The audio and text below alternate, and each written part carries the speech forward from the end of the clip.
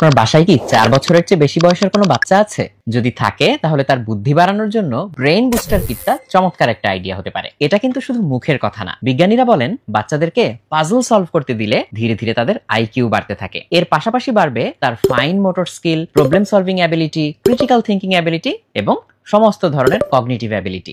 এই বক্সে আছে মোট 8টি পাজল এবং এই পাজলগুলো খুবই শক্তপোক্ত, কেননা এগুলো সবই মেটাল দিয়ে তৈরি। কাজেই উল্টো পাল্টা টানাটানি করে কিন্তু লাভ নেই। যেমন এই পাজলের পিসগুলোকে টেনে কিন্তু আমি সহজে আলাদা করতে পারবো না, কিন্তু যদি আমি একটু বুদ্ধি খাটানোর চেষ্টা করি তাহলে কিন্তু আমি সহজেই এই পিসগুলোকে আলাদা করে ফেলতে পারবো, আবার একসাথে জুড়ে দিতে পারবো।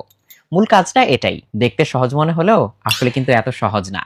আরেকটা দেখাই, আমার হাতে এই যে স্প্রিং এর মতো একটা পার্ট আছে আর রিং এর মতো একটা পার্ট আছে। এটাকে টানাটানি করে খোলা যাচ্ছে না, আবার স্প্রিং এর মাথা দিয়ে যে আমি ঘুরিয়ে বের করে আনবো সেটাও সম্ভব না, কারণ দুই মাথা তো লক করা। তাহলে এটা কিভাবে খুলবো? একটু বুদ্ধি খাটালে এটা কিন্তু সহজেই খোলা সম্ভব।